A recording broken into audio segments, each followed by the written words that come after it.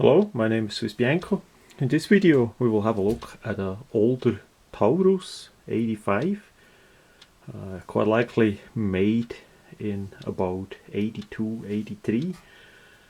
It's currently not clear because the customer service by Taurus USA, after all the years that I sometimes tested out, is still worth the garbage. That is how that is. And so it's unclear. They could not tell me exactly what year that item was made, nor is it plus P rated or not. That is always a bit a question by older items, that in that transitioning time where the plus P ammunition became common here in USA. Anyways, it's a blast of the past, and I want to go over some details for especially maybe the younger people that don't know that much about the 80s and 90s and all that, how that was back then. And this is a good example. It's by now pretty much outdated, of course, for concealed carry, but nevertheless it's still a revolver in 38 special. So what we have here is a Taurus 85. We have the typical old style black box there with the logo on it all over. It has there some more information too. So that was actually made by Taurus and not by Rossi or whatever. We have there some more information, basically that we see it's a 38 special with a 2-inch bottle in stainless steel. They made over the time quite a variety of those revolvers. This one here is a bit more special as it has a factory bobbed hammer and the grips are smooth. Of course, the grips you can change relatively simple. By the hammer it's a bit less easy. We have that typical yellow foam that comes with it, and thank God this used revolver came with all the informations. Basically, whoever got it back in the 80s did quite likely trade it in against a more modern micro 9, and he had the box and everything, and that is really nice to be seen. So we have here basically a really nice picture of the usual version. We have a square butt grip frame there, and grips of course, and we have a hammer. So that's a typical picture of those revolver. Many were in stainless steel. Back then that was a bit a hype to have a stainless steel firearm. Whether you need it or not, bluing was a bit old-fashioned. There we see also good square butt with the grips and the hammer. Then we have the manual.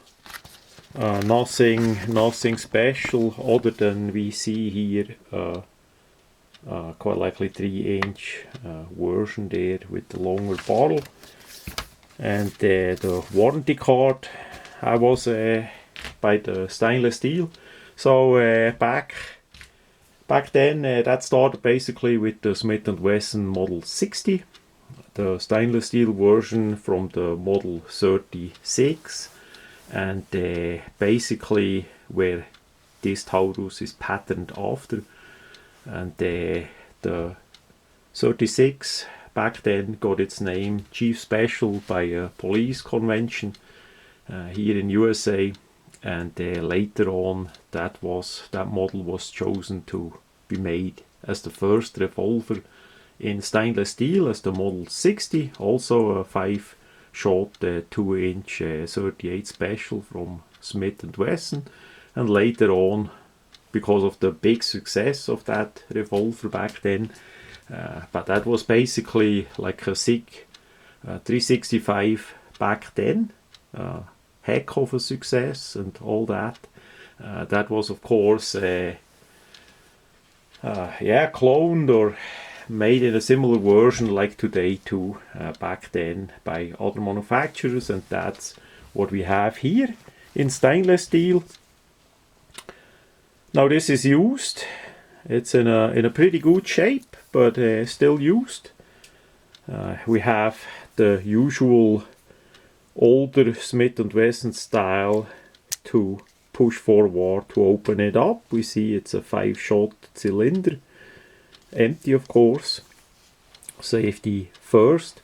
The whole revolver is made out of stainless steel, except of course the grips, some small parts, and I added a bit paint on the sides. Usually the silver color, the shininess on the sides prevent you to shoot those items rather well and accurate. The accuracy is maybe there by the gun, but those are not that easy to shoot. Therefore, if you test it out, compare it to a pistol you can usually with a good grip shoot way more accurate and fast than a 38 special snub nose revolver. That is just how it is. And of course the ammunition is limited with those 5 rounds. You can add a speed strip or a speed loader to your equipment. So the speed strip, this one from Quick Strip, I made a video about it, is relatively flat. You get them in X calibers and all that.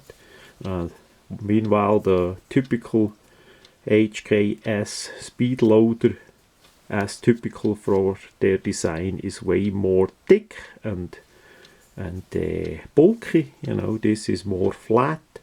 So it depends on what you want to use, but that's basically a must on the item. Then we have the hammer that is bobbed. That was a craze back then, a hype. The people were crazy about bobbing the hammers on everything. Basically what it does is that you have a smoother draw out of the holster. You cannot get hooked by the hammer. The hammer spur itself acts a bit like a hook, so it could get caught by closing and maybe even a part of the holster of the jacket, you know, and this would prevent that.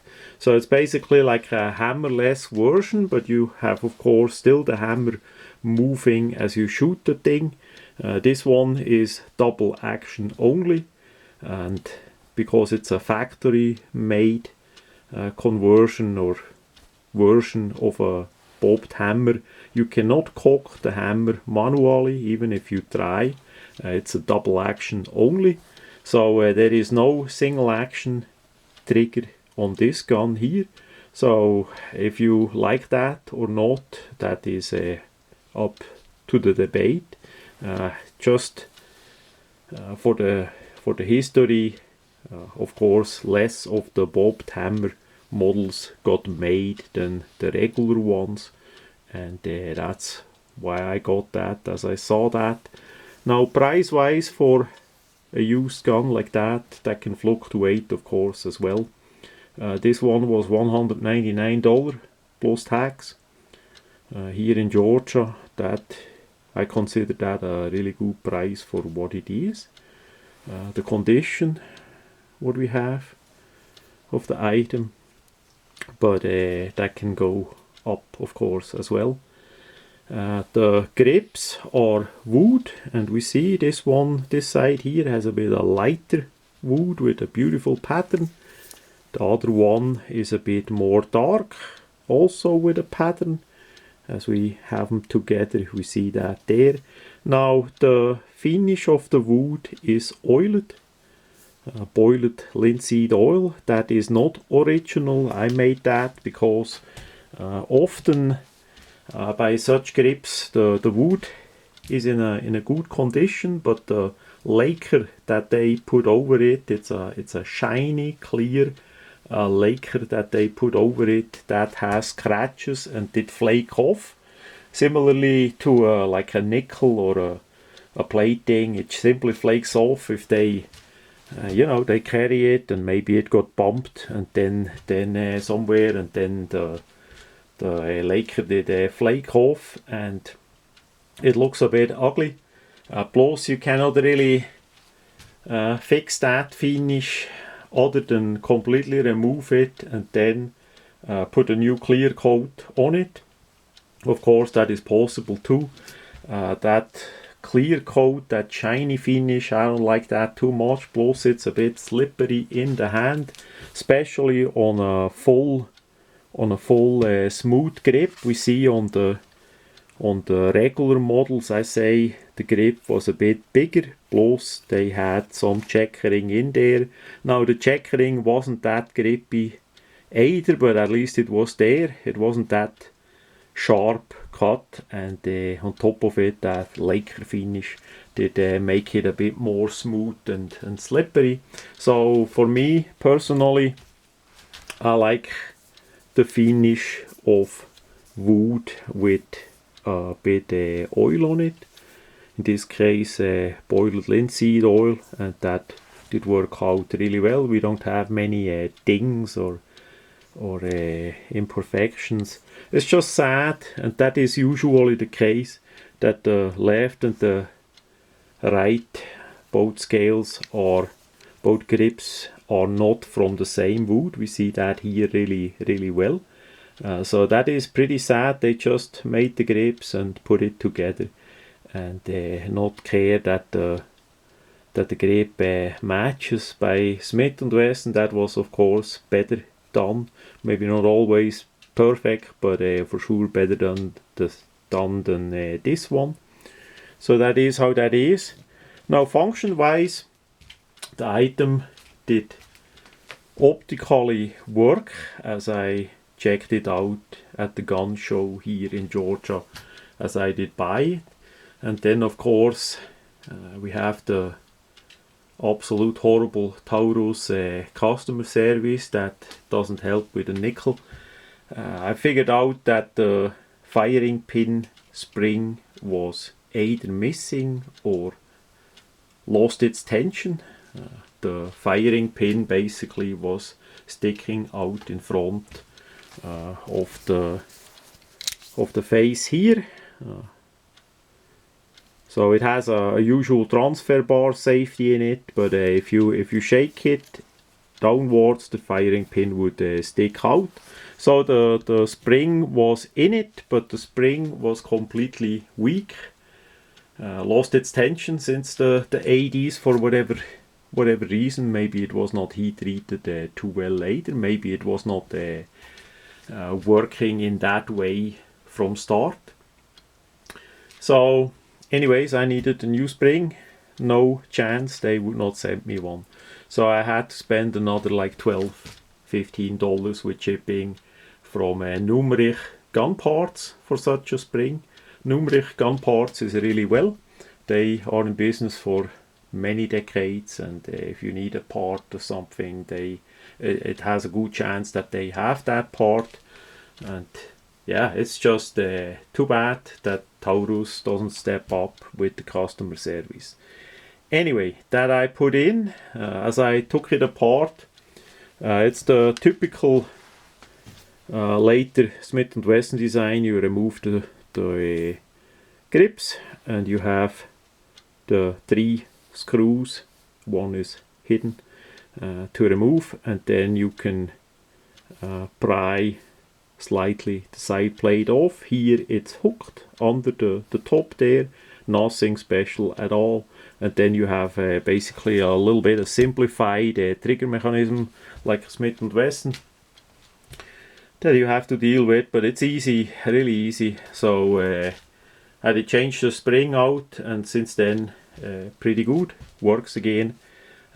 By firing it, we had the usual feeling like back in the 80s, 90s, as I did carry such firearms on a regular basis. It is, yeah, it is a model from back then and nothing special at all in that regards. It's just a bit for me, a bit a blast of the past, you know, something to remember. But of course, nowadays it's completely outdated.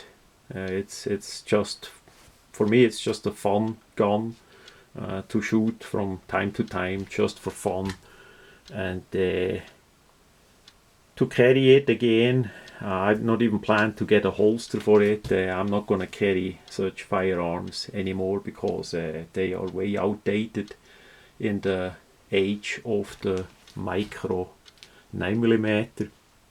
If you look like the Sig 365, you have a 10 round magazine plus one in the chamber of 9mm Luger, and here we have 5 rounds of 38 special, maybe even plus P, but still, you know, that shows it all. This is a complete stainless steel revolver. They made also version in aluminium, even back then, and of course nowadays even more. So if you want to have something more light, that is possible too.